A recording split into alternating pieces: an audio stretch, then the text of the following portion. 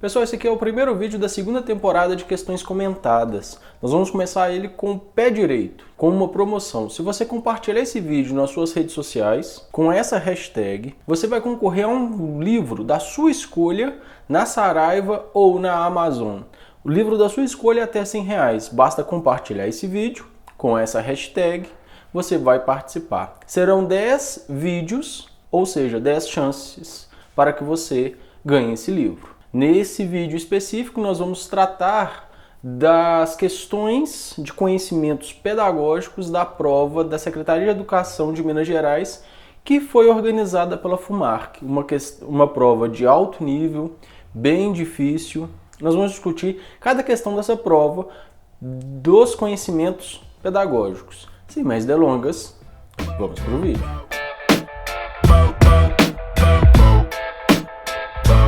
Vamos lá, pessoal, questão 21.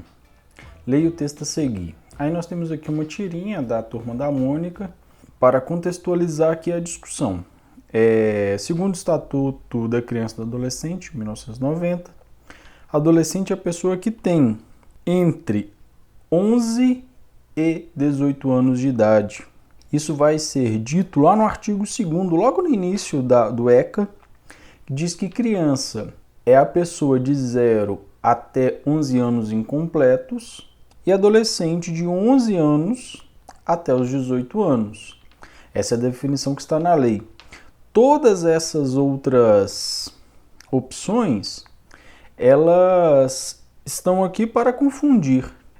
Por exemplo, até os 18 anos ou até 17 anos e alguns dias, meses, enfim. O ideal é que a gente decore isso, para que a gente não fique com dúvidas. Questão 22. Agora sim nós começamos nas questões estilo FUMARC, né?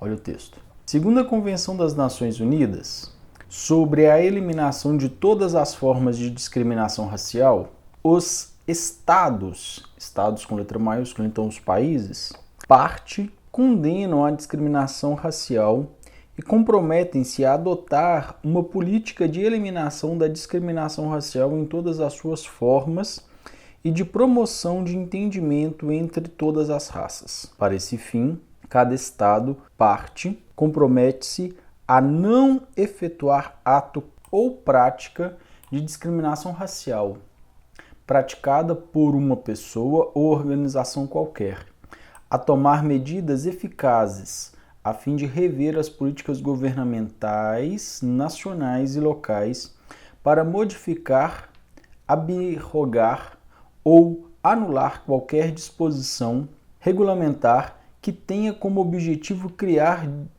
discriminação ou perpetuá-la onde já existir. Adotar as medidas legislativas, proibir e pôr fim à discriminação racial praticada por pessoas, por grupos ou organizações. Favorecer, quando for o caso, as organizações e movimentos multirraciais e outros meios próprios, e eliminar as barreiras entre as raças, e desencorajar o que tende a fortalecer a divisão racial. O Estado compromete-se a proibir e a eliminar a discriminação racial em todas as suas formas e garantir o direito de cada um à igualdade perante a lei, sem discriminação de raça, cor, de origem nacional ou étnica. Assim, a todos os cidadãos devem ser garantidos. Então aqui nós temos algumas opções e aqui está a resposta. Nós temos que achar as que estão corretas. É correto afirmar. Vamos lá. Direito de um tratamento diferenciado perante os tribunais ou órgãos que administre a justiça. Direito à segurança ou à proteção do Estado contra violência ou lesão corporal cometida, seja por funcionário de governo, seja por qualquer indivíduo, grupo ou instituição. Aqui nós temos um problema.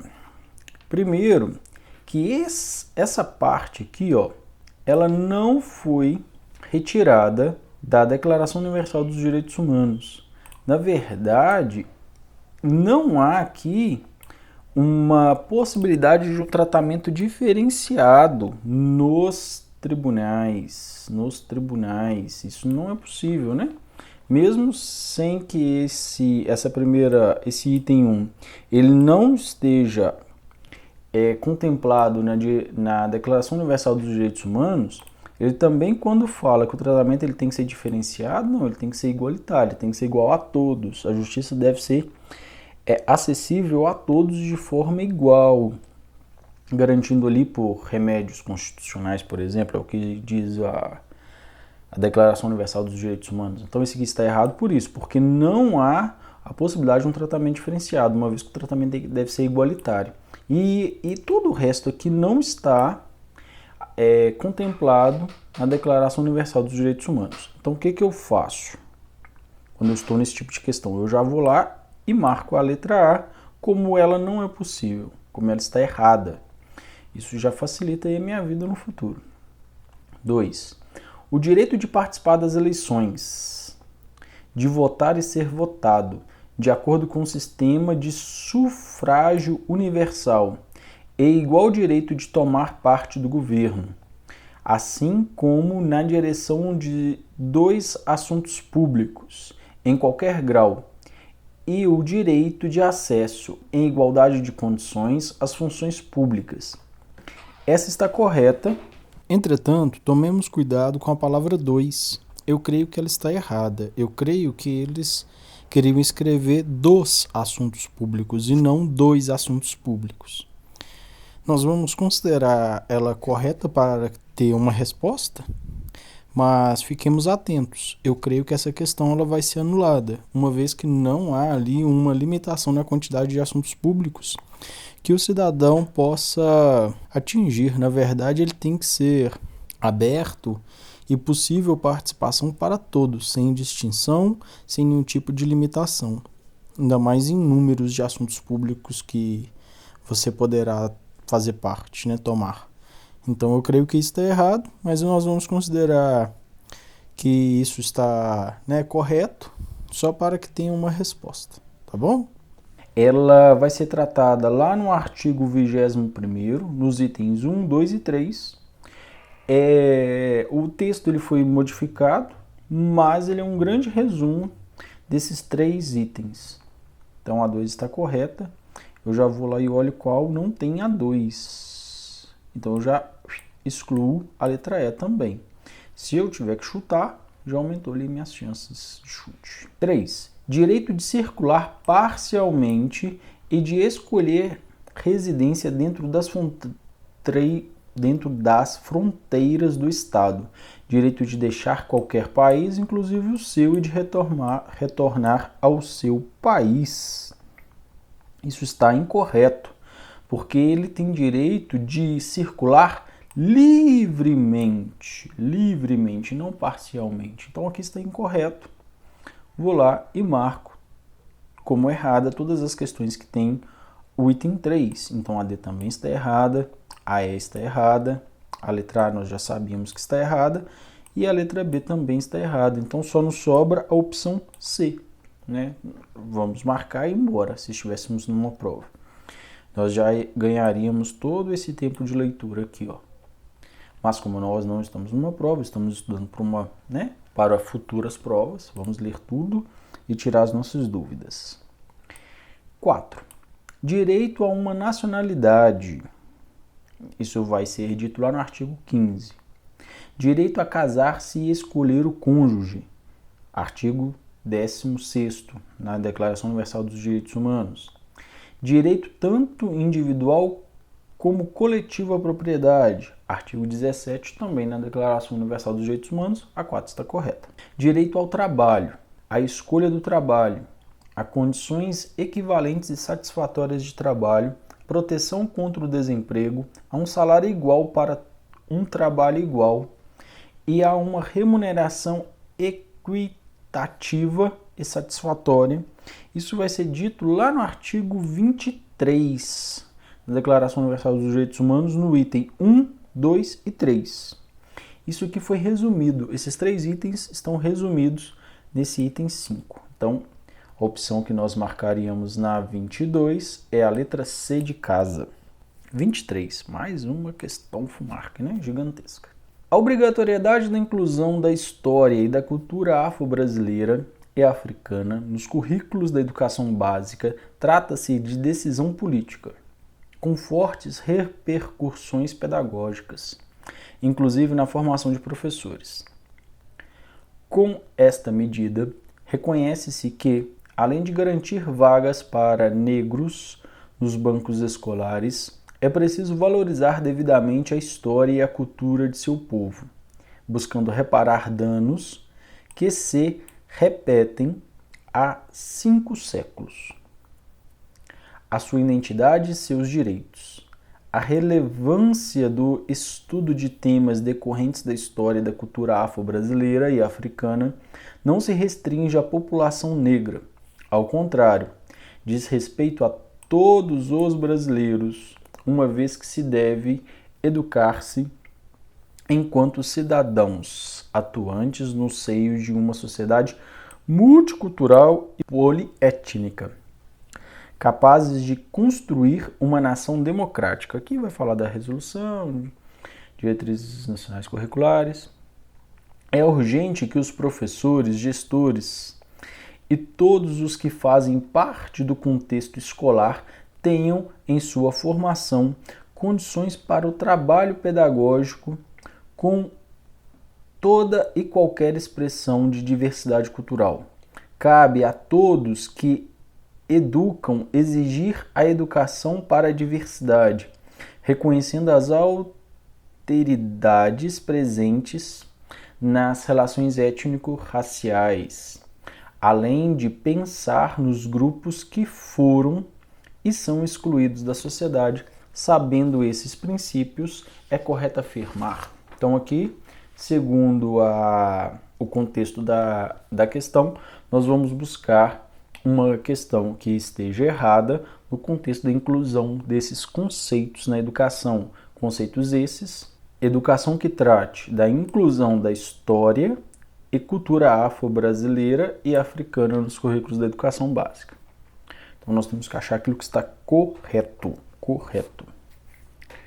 Assumir a responsabilidade para a promoção das relações étnico-raciais no Brasil implica o compromisso a favor da igualdade, já que todos os seres humanos são iguais. O compromisso com o diálogo com o entorno, onde se encontra a escola. O compromisso com a formação de cidadãos críticos e que sejam capazes de compreender as relações étnico-raciais de que fazem parte. Ademais, a educação das relações étnico-raciais demanda professores qualificados para o ensino das diferentes áreas de conhecimento. O compromisso social para direcionar positivamente as relações entre as pessoas de diferentes pertencimentos étnico-raciais.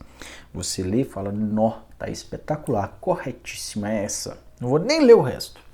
Aí você quebra a cara. Como eu quebrei nessa questão, eu errei. Eu fui lá, eu marquei afobado, né? A favor da igualdade, porque todos são iguais, o resto, né? Uma leitura tão redondinha, tão bonitinha. Errei. Porque é a favor da diversidade. Todos os documentos falam em diversidade, não contra a igualdade. A gente vai tratar da diferença, da diversidade entre os diferentes grupos sociais e tratar a diversidade de forma que ela possa auxiliar na construção de conhecimento como um todo, para todos os nossos educandos. Então, é uma pegadinha. Eu caí nela. Espero que vocês não tenham caído, mas é isso. Não é a favor da igualdade, é a favor da diversidade. Então essa está errada. B, que é a correta. O discurso histórico carregado de estereótipo e preconceito criou a desigualdade entre negros e brancos. Veja que a B, que é a que você deveria marcar, a que eu deveria ter marcado também, ela já começa com um texto, né, bem forte, para te dar um incômodo, né, ao ler. O outro não, o outro estava redondinho. A necessidade de domínio, olha a palavra que ele coloca, domínio sobre os negros. Domínio sobre os negros, você lê isso e fala, tá errado. Com o objetivo de colonizá-los. Enraizou um aculturamento sobre a vida social e histórica desses grupos humanos. Corretíssimo, realmente aconteceu isso. Por isso, a obrigatoriedade do ensino de história da África e afro-brasileira na educação básica provoca bem mais do que a inclusão de novos conteúdos, exige que se repense relações étnico-raciais, sociais, pedagógicas elaboradas pela escola, sejam elas públicas ou privadas. Corretíssimo, erro algum nessa questão. Perfeito. Apesar da leitura que nos leva a duvidar, mas está correto. É exatamente isso, é toda a educação básica, escolas públicas e privadas. Aqui ele vai justificar por que isso aconteceu, uma justificativa plausível e correta do ponto de vista histórico, inclusive. C. O ensino de história e cultura afro-brasileira e africana deve contribuir para a desconstrução de distorções em relação às populações africanas e seus descendentes, como no caso dos cidadãos negros. Por isso a importância de considerar apenas a história do tempo presente, já que o passado ficou marcado por sofrimento, subjugação e exclusão. Olha, tá certinho. Assim, é o único meio para a educação das relações étnico-raciais e o reconhecimento e valorização da identidade, história e cultura dos afro-brasileiros, a garantia dos direitos de cidadãos e o reconhecimento e valorização das raízes africanas, indígenas, europeias e asiáticas. Nós temos um problema que é esse apenas, né? Sempre que você vir essas palavras, apenas, somente, nunca, jamais, tome cuidado porque normalmente ela restringe demais e acaba incorrendo em erro, né? Nós vamos considerar somente o tempo presente, já que o passado foi marcado por sofrimento, subjugação e exclusão? Não, é por ter tido sofrimento, subjugação e exclusão que a gente tem que falar do passado sim, para que ele não se repita. D. A reeducação das relações étnico-raciais a partir da Lei 10.639 de 2003 e das diretrizes curriculares nacionais para a educação das relações étnico-raciais e para o ensino da história e cultura afro-brasileira e africana diz da responsabilidade das instituições públicas de ensino da educação básica e suas práticas, acabar com um modo falso e reduzido de tratar a contribuição dos africanos escravizados e seus descendentes para a construção da nação brasileira, bem como de fiscalizar os cursos de formação docente, já que as práticas dos futuros professores são importantes para a materialidade da lei. Nós temos aqui um texto bem redondinho, facinho da gente marcar ele como correto também. Cita a lei, né? Tudo aí muito bem amarradinho, mas tome cuidado, olha. Essa lei só diz da responsabilidade das instituições públicas de ensino? Não, ela diz da responsabilidade de todas as instituições de ensino brasileiras, inclusive as públicas e privadas. Por isso está errado. Só isso, tá? É uma questão bem capciosa. Trata-se de mudar o foco do conhecimento etnicocêntrico por um conhecimento africocêntrico e ampliar os conteúdos curriculares escolares para a diversidade cultural, racial, social e econômica brasileira. Cabe às escolas incluir na grade curricular estudos e atividades que proporcionem diariamente as contribuições históricos culturais dos povos de raiz africana e afro-brasileira. Nós temos aqui um problema, em momento nenhum fala que a gente vai ter essa troca, né? Entre etnocêntrico e africocêntrico. Na verdade, fala que a gente vai sair de uma visão eurocêntrica, ou seja, da Europa como centro, para uma visão policêntrica, ou multicentros, enfim. Nós vamos tratar de etnias de uma maneira geral.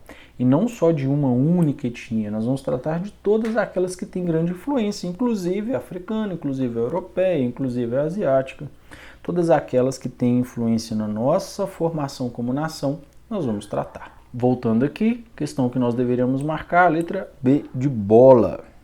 Questão difícil. 24. Arrui. Ao discorrer sobre a política de educação integral e integrada, explica que uma visão negativa persistente na escola e na gestão escolar ainda precisa ser superada. Ela aponta que um risco que a educação integral e integrada corre é o de perder seu significado político ao se limitar a uma oferta de mais tempo na mesma escola ou mais um turno extra, ou mais educação no mesmo tipo de educação. Então aqui é uma crítica que esse autor vai fazer à escola integral e integrada. Aí vejamos aqui os itens que nós vamos ter que avaliar. A educação integral e integrada, na educação básica, assegura jornada escolar igual ou superior a 7 horas diárias, ou 35 semanais durante o período letivo. Nós temos aqui alguns problemas. O próprio texto já faz uma crítica, né? Ao resumir a educação integrada e integral a mais um turno, a estender a carga horária somente, não é só isso.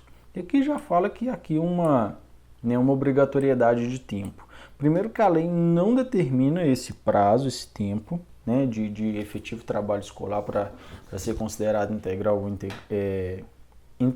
ou integrada a escola.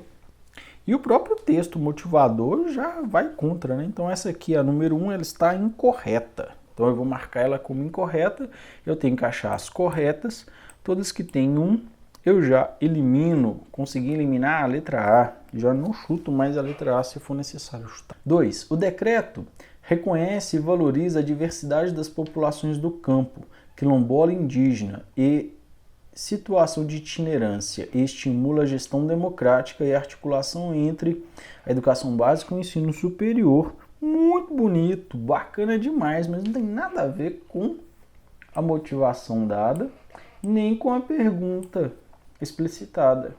Educação integral e integrada tem a ver com o que foi dito aqui, esses grupos que vão ser atendidos agora pela educação, que tem até leis específicas, como a educação quilombola, educação para o campo, educação indígena, educação em situação de itinerância. Não diz respeito, então essa está incorreta. Vou lá e já excluo as que tem a letra A, B e E. Então já me sobrou somente 2 opções, ó, li só 2 e essas 2 já me reduziu ali minha chance de chute, aumentou minha chance de chute para 50%. 3. Os princípios da educação integral e integrada, igualdade de condições para acesso e permanência na escola, valorização do profissional da educação, vinculação entre a educação escolar, trabalho e as práticas sociais, singularismo de ideias e de concepções pedagógicas. Esses são princípios repetidos tanto na LDB, quanto no ECA, quanto na Constituição Federal, e todas as leis que vão dizer sobre a educação de uma maneira geral vão acabar repetindo esses princípios porque eles são norteadores de toda a educação brasileira. Então aqui nós vamos marcar essa como correta, eu vou lá e já olho as que não tem a 3. Ó, descobri que só a C tem a 3 nas duas que havia sobrado. A D e a C, entre as duas, só a letra C tem a 3, eu marco a 3, marco a C e vou embora, nem leio o resto, se eu estivesse numa prova. Mas nós não estamos, vamos lá.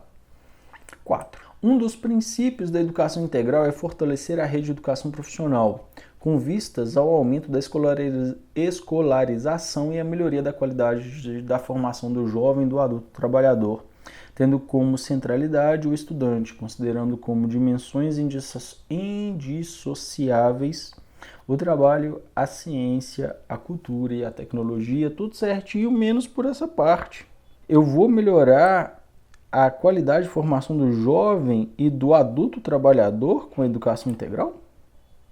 O adulto trabalhador que tem uma jornada de trabalho de 8 horas, ele vai passar mais 8 horas na escola? Existe escola de tempo integral para adulto trabalhador? É evidente que não, então aqui está errado. 5. É competência da Secretaria Municipal de Educação tomar as providências para ampliação gradativa da educação integral e integrada na rede de ensino, considerando as metas estabelecidas no Plano Nacional de Educação e nos demais instrumentos legais. Esse aqui é a letra da lei, tá perfeitinho, correta. Então aqui nós vamos marcar 3 e 4 como corretas. A que a gente deveria marcar a letra C de casa. Próxima questão. Vejam que não são questões fáceis, hein? 25. Enumere a coluna 2 conforme coluna 1, levando em consideração os recursos de acessibilidade que o estudante com necessidades educacionais especiais precisa ter, com a adaptação no seu currículo, garantindo-lhe o direito à aprendizagem e efetividade na vida escolar. Eu vou ser bastante sincero. Como que eu fiz essa questão? É muito difícil a gente conseguir relacionar isso assim com total certeza. Eu fui naqueles casos que eu tenho maior segurança. São mais fáceis, na verdade. O aluno surdo e o aluno cego. Essas duas deficiências, elas são mais fáceis de identificar como devemos trabalhar com esses alunos. Primeiro, porque tem mais informação sobre. Segundo, porque são deficiências mais fáceis de serem identificadas e mais corriqueiras. Né? Quando nós falamos sobre superdotado, é muito mais difícil, transtorno muito mais difícil do autista, deficiência intelectual é mais difícil e conseguir tratar dos recursos necessários para o trabalho com esse público. Então o que eu fiz? Eu fui buscar o que falava sobre. O aluno surdo, para que ele possa, eu preciso de Libras, está até em caixa alta. Ele precisa aprender a Libras, que é a língua brasileira de sinais. Então aqui, ó, eu já marquei que essa opção é 1. Eu vim aqui, ó, e já eliminei todas aquelas que não tem a penúltima como 1. Eu já fiquei com 2 só. Ó, que maravilha. Aí, agora eu vou buscar o cego, porque o cego também é mais fácil para que eu possa identificá-lo. Recursos didáticos com alto relevo. Reglete, não sei o que é isso. E punção. Recursos ópticos. Programas leitores de tela. Alto relevo. Então aqui nós estamos falando sobre o aluno cego. Então eu vou aqui e marco aquele que o último é o 2. Marco a letra D e vou embora para casa feliz, contente. Mas nós vamos ler todos. Rotina diária organizada.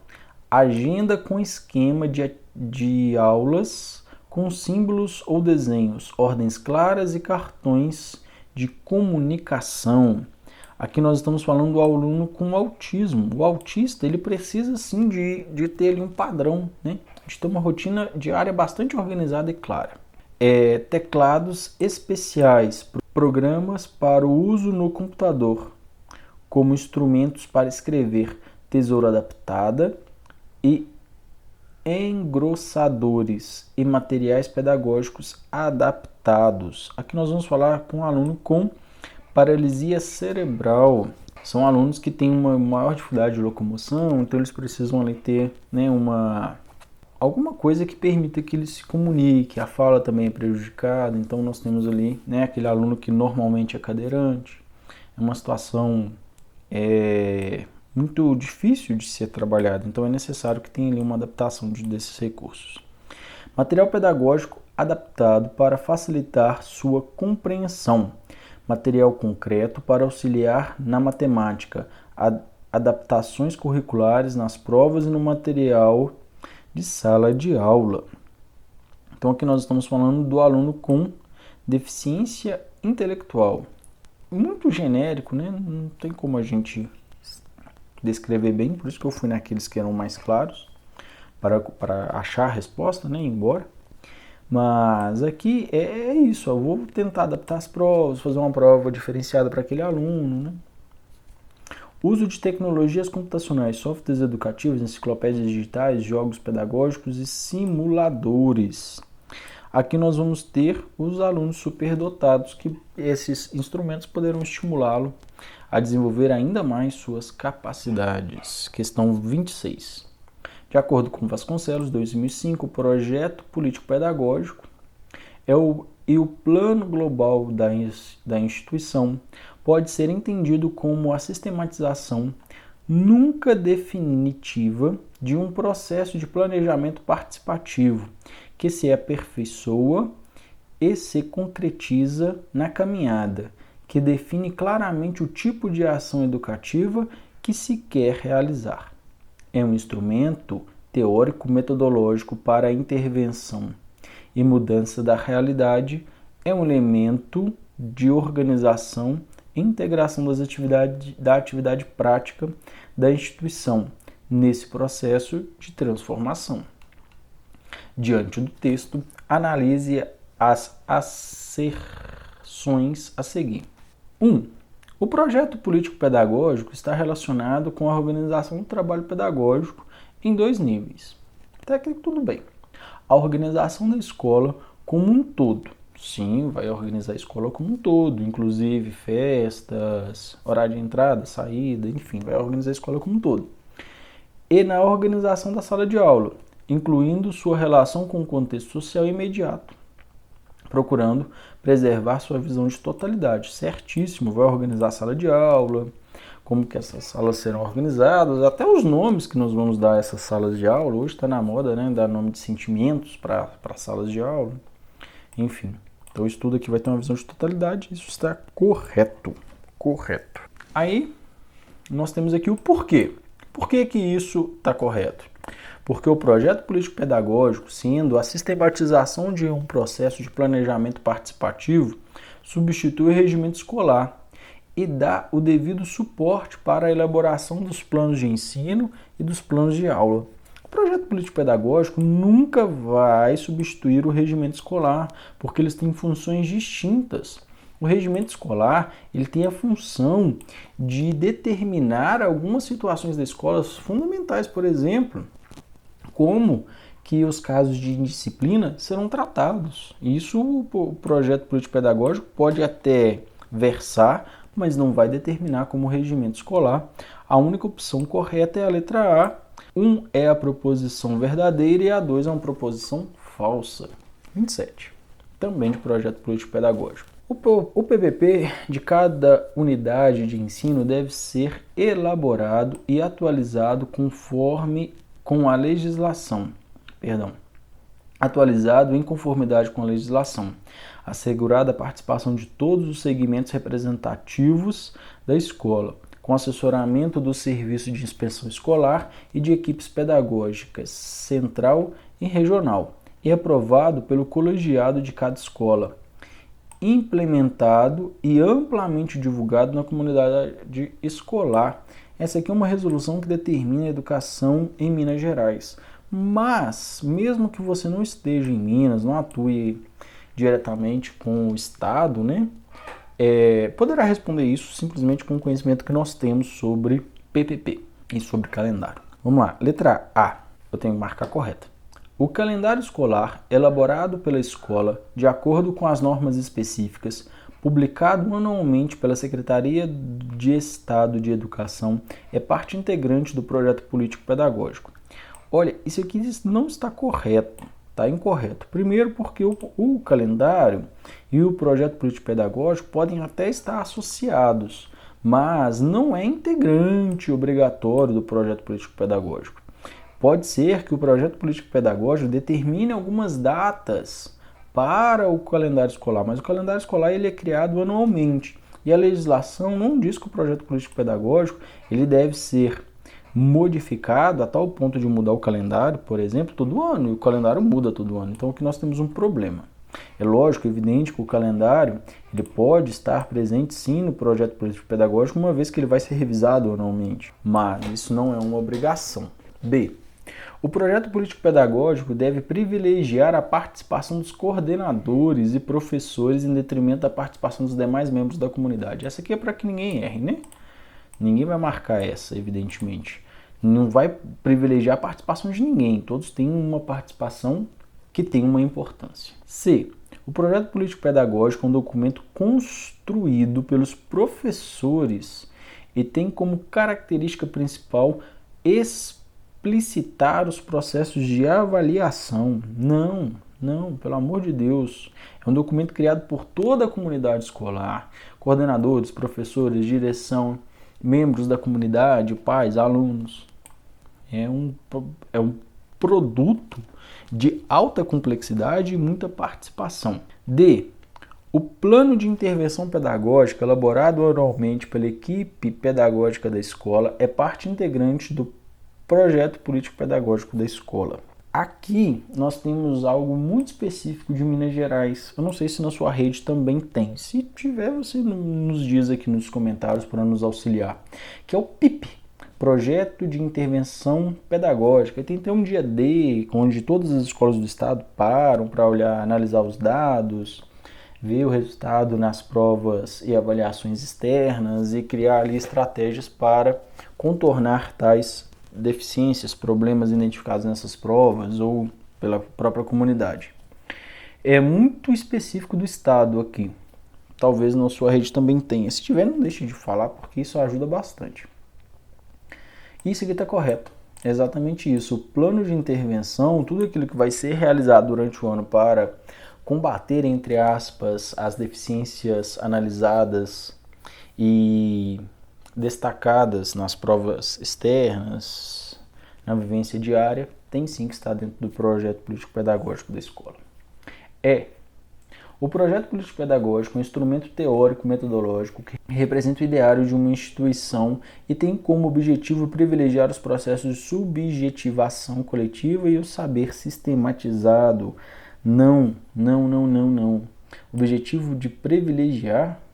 Não. O projeto político-pedagógico não privilegia nada. Ele tem um enfoque difuso, ele vai dar atenção a tudo aquilo que é necessário para o processo de ensino-aprendizagem. Ele é um instrumento técnico-metodológico? Não só. Ele é um instrumento que define tudo aquilo que vai ter influência direta na escola. E não é somente no que se refere à técnica e à metodologia que vão ser aplicadas na sala de aula ou na vida diária ali da escola. Enfim, totalmente errado. Nós temos outros problemas, mas nem vou me ater a isso. Questão 28. A organização e funcionamento das escolas estaduais de educação básica de Minas Gerais, regulamentada pela Resolução 2197 de 2012, estabelece princípios étnicos, políticos, estéticos que deverão ser adotados para nortear as ações pedagógicas nelas desenvolvidas. Sobre o processo de avaliação, esse documento estabelece. Não fiquem desesperados, vocês que não são de Minas, dá para fazer, sem ter lido a 2197, podem ficar tranquilos. Mais ou menos, né? 1. A avaliação da aprendizagem dos estudantes será realizada pelos professores em conjunto com toda a equipe pedagógica da escola. Deverá assumir um caráter processual, formativo e participativo, prevalecendo os aspectos quantitativos do aprendizagem dos estudantes sobre os qualitativos. Sério? Quantitativos sobre os qualitativos? Não, é o contrário. Então a 1 nós sabemos que está errada. Eu vou lá e marco a letra B e a letra A como incorretas. 2. A avaliação da aprendizagem deverá promover obrigatoriamente intervenções pedagógicas ao longo do ano letivo, para garantir a aprendizagem no tempo certo e assegurar tempos e espaços diversos para aqueles com menor rendimento, para que tenham condição de ser devidamente atendidos. Essa está correta, não tem nada de errado. O processo de intervenção ele deve acontecer durante o ano letivo e não só no final, né? Como em qualquer lugar. 3. Então aqui, ó, a 2 está correta, eu tenho que marcar uma que tenha 2. Eu já elimino a C também. Então, A, B e C estão incorretas. Já excluo essas 3. A avaliação da aprendizagem dos estudantes será contínua, cumulativa, diagnóstica e possibilitar a aceleração dos estudantes para aqueles com distorções de idade séria e para aqueles que tiverem frequência superior a 75% no final do ano letivo. Aqui nós temos algo muito específico de Minas Gerais.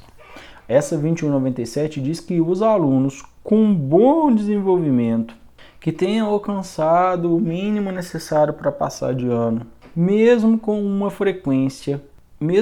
infrequência superior a 25%, ou seja, ele teve menos de 75% de frequência letiva no final do ano, ele será aprovado por promoção.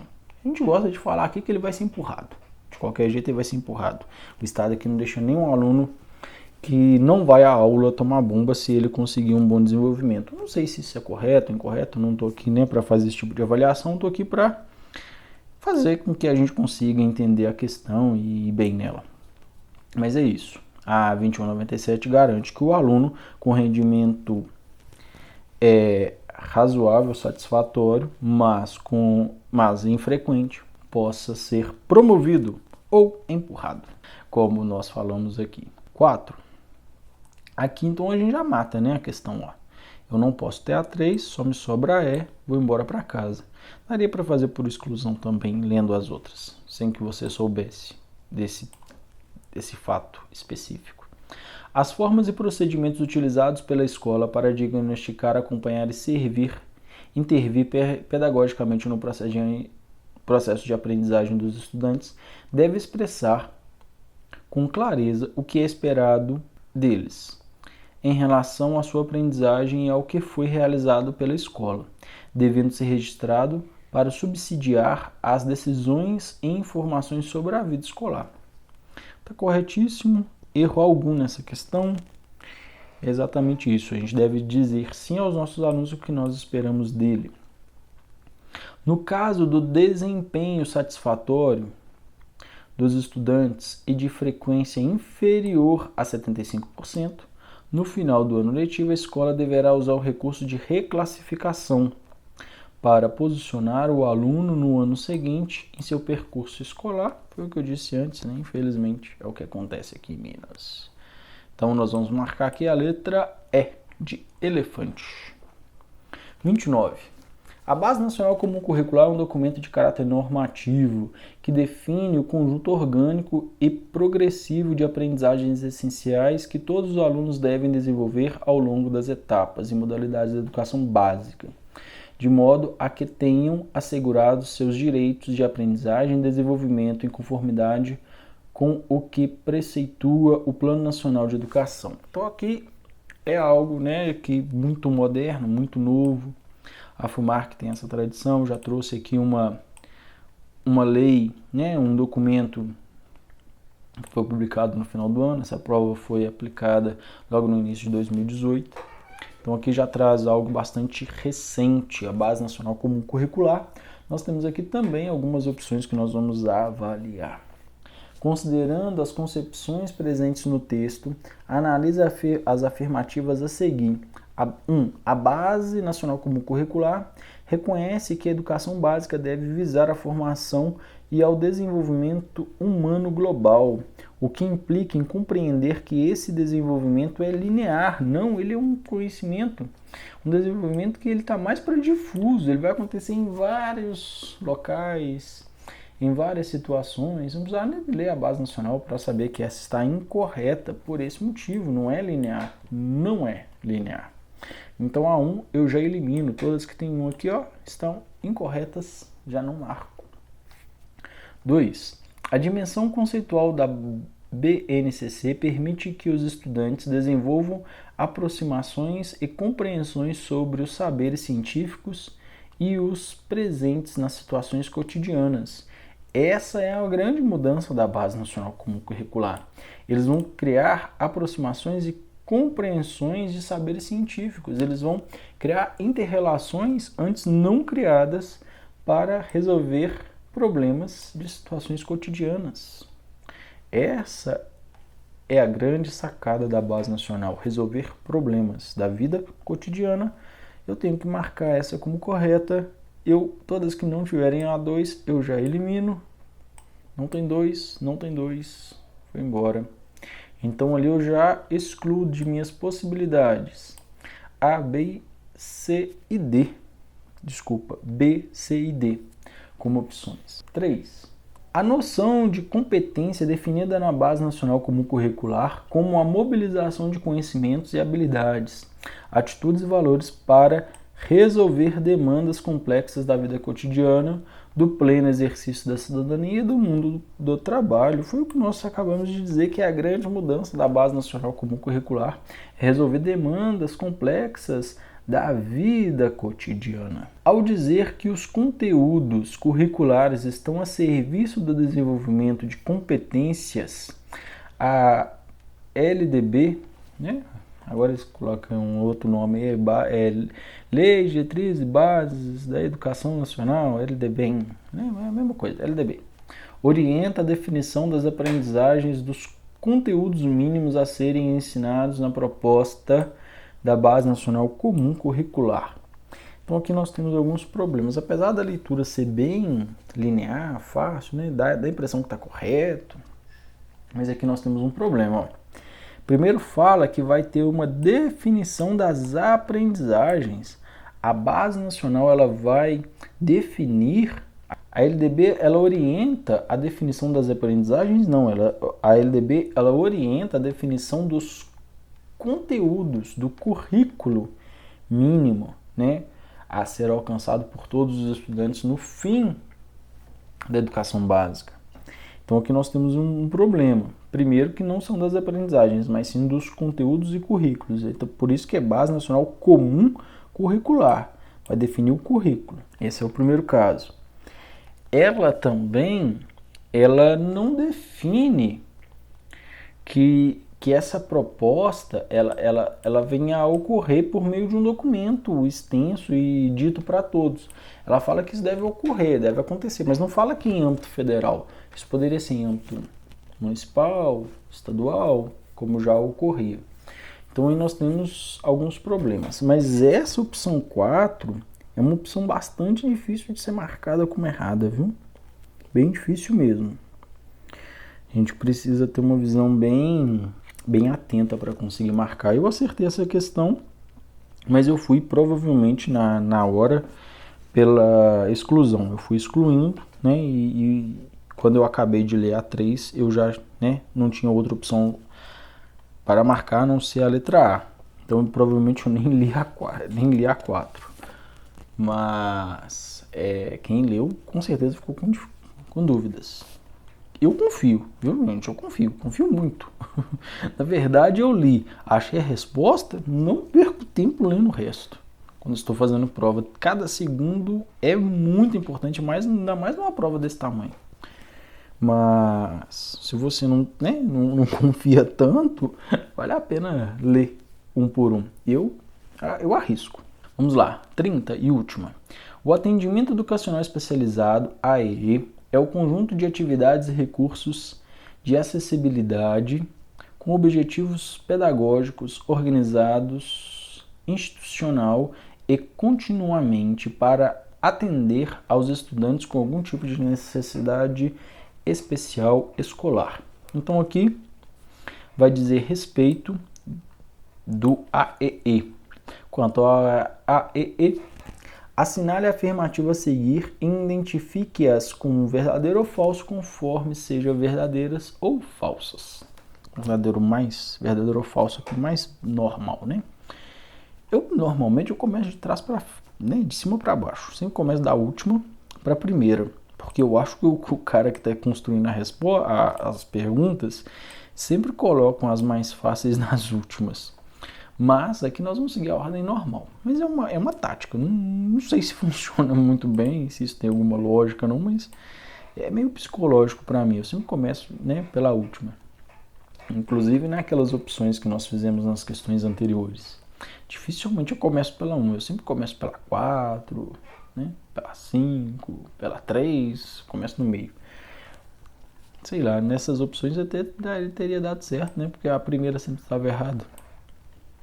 O atendimento educacional especializado deve integrar a proposta pedagógica da escola, envolver a participação da família para garantir o pleno acesso e participação dos estudantes, atender às necessidades especiais do público-alvo da educação especial a ser realizado em articulação com as demais políticas públicas. Corretíssimo, não tem problema nenhum nessa questão. Tá redondinha, né? A gente fica até com medo quando você vê uma questão tão redondinha, tão bonitinha assim. mas ela está totalmente correta. Totalmente correta. O atendimento especializado, ela tem que estar ali integrada à proposta pedagógica da escola, ter a participação da família, enfim, corretíssimo. Próxima. A educação especial deve garantir os serviços de apoio especializado voltado a eliminar as barreiras que possam obstruir o processo de escolarização de estudantes com deficiência, mas não os transtornos globais do desenvolvimento e as altas habilidades ou superdotação. Isso está incorretíssimo, incorretíssimo. O AEE, ele sim vai atuar com todo esse público, com todo público que demanda uma atenção especial, que são definidos inclusive na LDB, né? Que nem eles gostam de dizer agora, a LDB. Então aqui está incorreto, ficaria certo alunos com deficiência, transtornos globais de desenvolvimento e altas habilidades ou superdotação, como está escrito na lei. Então essa está incorreta, errada. Nós já conseguimos aí eliminar algumas, né? Nós conseguimos eliminar a letra A e a letra B com essa. A C também. Nós conseguimos já eliminar 3 aí, ó. Ficamos só entre 2. O atendimento educacional especializado para o aluno com deficiência intelectual deve permitir que esse aluno saia de uma posição de não saber para se apropriar de um saber que lhe é próprio, ou melhor, que ele tem consciência de que o constituiu. Então aqui também está correto, né? Apesar desse finalzinho meio truncado, está totalmente certo. O aluno deve permitir que o aluno saia de uma posição de não saber para se apropriar de um saber que lhe é próprio, né? Ele, apesar de ter a deficiência intelectual, ele não é que não sabe nada, ele sabe sim. A gente vai conseguir trabalhar para que ele tenha um saber que seja próprio, dentro da sua condição e capacidade, tá? Corretinho. O atendimento educacional especializado existe para que os alunos possam aprender o que é diferente dos conteúdos curriculares do ensino comum, exceto o que é necessário para que possam ultrapassar as barreiras impostas pela deficiência, que está totalmente errado, gente. Esse atendimento especializado, o AEE, ele não está ali para ensinar coisas diferentes para os alunos, mas sim aquilo que já deveria aprender. É uma forma, um apoio para a sala de aula. Vamos nos lembrar que hoje o educando deficiente, ele está dentro da sala de aula no ensino regular. Então ele sim deve passar, compreender, aprender dentro das suas capacidades, evidentemente, dentro das suas limitações, os conteúdos e currículos de ensino de uma maneira geral. Então está errado. E esse exceto aqui, então, nem se fala. A nossa opção aqui correta é a letra E de elefante. Elefante. Pessoal, como vocês viram, essa prova ela não é fácil. Não foi uma prova fácil. Eu te aconselho a pegar a prova inteira e refazê-la. Ela está aqui na descrição. Fique à vontade, pegue, imprima, faça pelo computador, faça a prova inteira, porque é uma prova de alto nível, muito grande, muito difícil, uma prova que vai te exigir muito para que você consiga fazer. Faça também da sua área específica. Não faça só a parte geral, não. Faça as questões específicas. Na minha área específica, ela estava num nível muito, muito alto. Espero que tenham gostado. Não se esqueça de participar da promoção. Compartilhe esse vídeo com essa hashtag nas suas redes sociais. Serão 10 vídeos, 10 chances de ganhar um livro na sua escolha, na Saraiva ou na Amazon, em um limite de até R$100. Muito obrigado por assistir, muito obrigado de ficar conosco. Até muito breve.